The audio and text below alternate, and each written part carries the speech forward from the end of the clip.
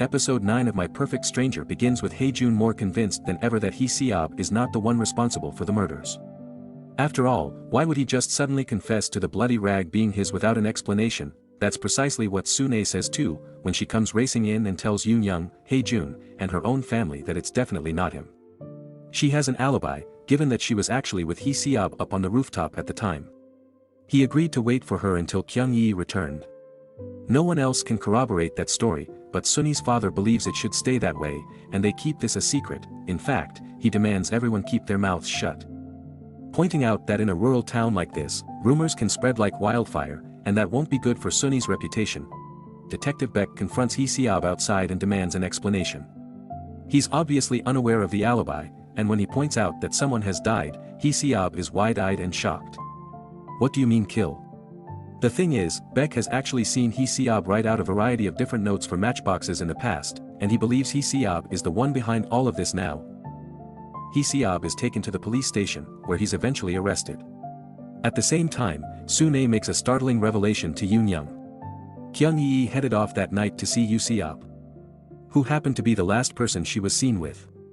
This also appears to be who her father is trying to protect here. There's also a padlock necklace found, which belongs to Hee Se-yeob. Hee Se-yeob's necklace is that of a key.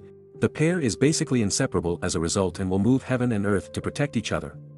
Hae-jun knows that the bloodied shirt ends up as contaminated evidence thanks to a clumsy police officer spilling coffee all over it outside. This time, though, Hae-jun changes the future by getting there first. He forces the officer to bag up the evidence and takes his drink away too. Now they should get some solid answers. As for Hae-jun, he's heading over to Sillim-dong to investigate further. Hee Se-yeob lives in a boarding house within Sillim-dong and is actually in his third year in the Department of Korean Language and Literature at Seoul University. This would give Ju-young a connection to him. Sune is determined to stand by Hee Se-yeob's side. She made a promise to him that night, determined to do right by him and make sure that she'd be there during his darkest times. He told her he was worried about getting close, given that everyone precious to him either leaves or disappears. When she promises not to leave him, the pair share a kiss. As Sune tells Yoon-young about this, the latter shrugs it off and claims that everything is better this way, reiterating that the adults will take care of everything.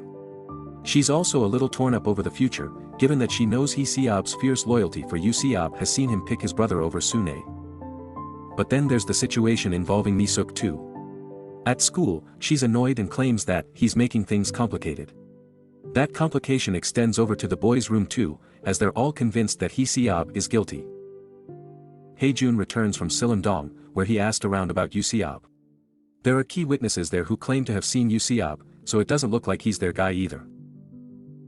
Thankfully, the police get back the blood test results from the bloodied shirt, and that confirms that the blood on that rag doesn't belong to either of the victims. Nor does it belong to Hee Se-yeob either. However, officers from Seoul show up and take Hee Se-yeob away, pointing out that they need his help in finding Hee Se-yeob.